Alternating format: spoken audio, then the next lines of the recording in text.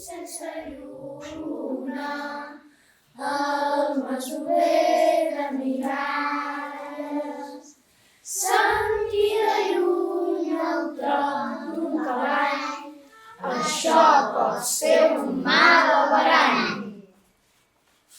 Diuen que fa molt de temps, a la cristianíssima baronia de Lluçà, van arribar els almoràvits. Era gent estranya, infidel, que es va apoderar del castell i el molt noble baró de Lluçà va haver de fugir cap a les muntanyes de la Quar. Els almoràvits es passejaven pels voltants del castell i baixaven a la riera i volien fer-se amos de tot.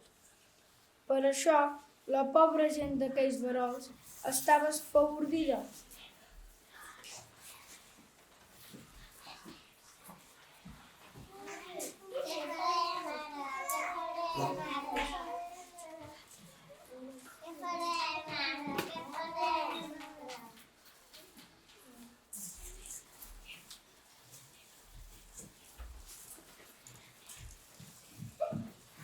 Una nit sense lluna, el masover de Miralles, conegut com el Miralles, va sentir el trot d'un cavall que venia de Llunyarà i va dir a la seva dona que entrés a casa i passés la barra, que allò podia ser un mal averany.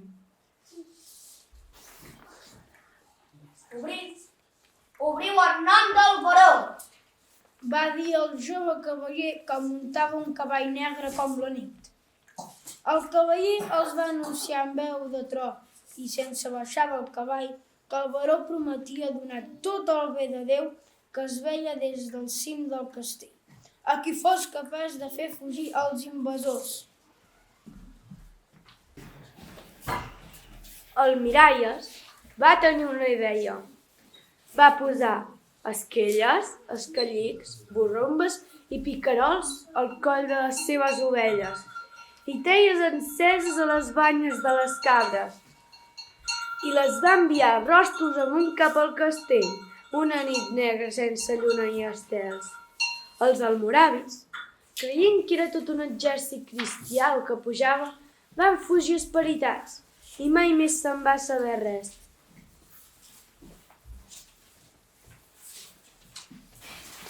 Després va tornar el baró amb tot el seu seguici.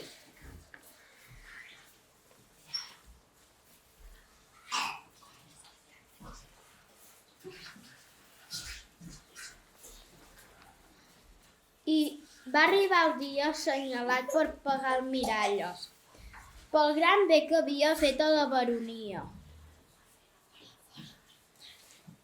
L'home tremolava d'emoció quan el molt noble baró el va fer pujar dalt d'un cadafal, allà al cim del castell, i li va dir: Miralla, tot el que vegis, aia!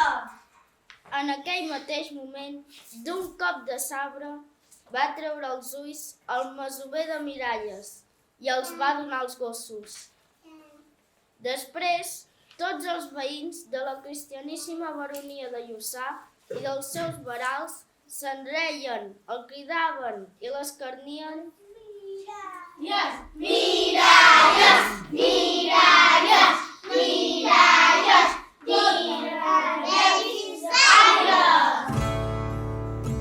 Diuen que fa molt de temps, a la cristianíssima baronia de Lluçà van arribar els almoràvits.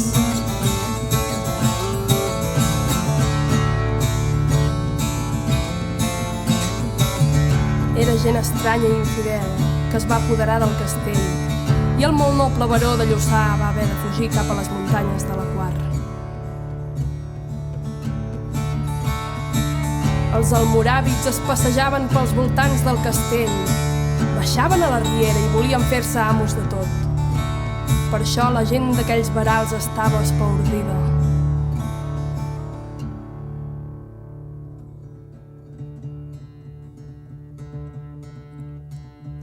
Una nit sense lluna, el masover de Miralles